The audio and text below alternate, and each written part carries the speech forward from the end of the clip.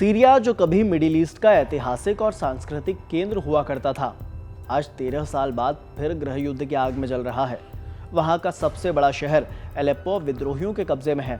ऐसे में Israel, Hamas और हिजबुल्लाह के बीच युद्ध के बाद मिडिल ईस्ट में एक नई जंग शुरू हो चुकी है। एक तरफ सीरिया के राष्ट्रपति असद के समर्थन में रूस और ईरान उतर आए हैं, तो वहीं विद्रोहियों को भी तुर्की का साथ मिला हुआ है।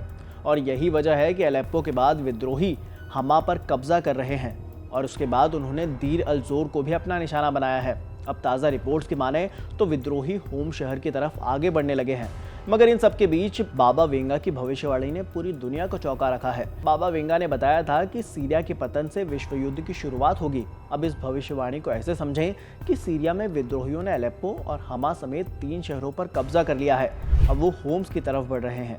इसके बाद उनका अगला निशाना सीरिया की राजधानी दमिश्क होगा। दमिश्क में ही सीरिया के राष्ट्रपति बशर अल असद रहते हैं। अगर विद्रोहियों ने दमिश्क पर कब्जा कर लिया तो बशर अल असद सरकार का जाना बिल्कुल तय है। ऐसे में बाबा वेंगा की भविष्यवाणी वाकई डराने वाली है। मगर सवाल तो ये कि आखिर बाबा वेंगा हैं कौन? दरअसल ये बाबा वेंगा बल्गेरिया की रहने वाली थी। 1996 में उनका निधन हुआ था।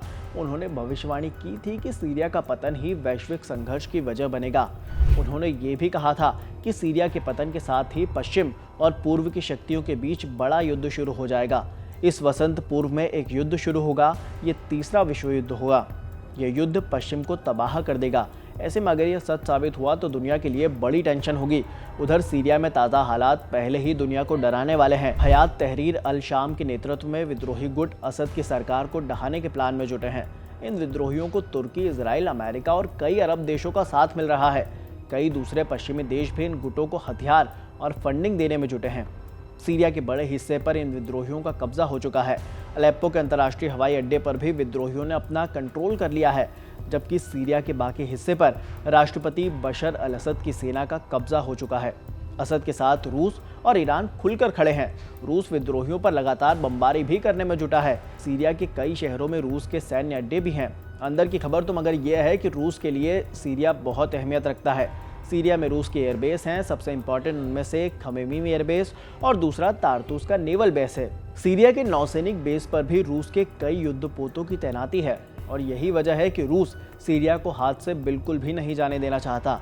मगर सिर्फ रूस ही नहीं, ईरान भी सीरिया की असद सरकार के बिल्कुल साथ खड़ा हुआ है, जबकि विद्रोही गुटों को तुर्की का समर्थन मिला हुआ है। इसी 1 दिसंबर को जॉर्डन और इराक ने भी सीरिया के समर्थन का ऐलान किया। ऐसे में सीरिया के गृह युद्ध में और भी कई देश जुड़े हुए हैं और इन सभी देशों के अपने अपने अलग अलग एजेंडे हैं। दरअसल सीरिया की असद सरकार बीते 13 सालों से गृह युद्ध में फंसी हुई है। रिपोर्ट्स की माने तो इन 13 सालों में सीरिया में करीब 5 लाख बेकसूरों की जान जा चुकी है और 68 लाख नागरिक सीरिया छोड़कर जा चुके हैं।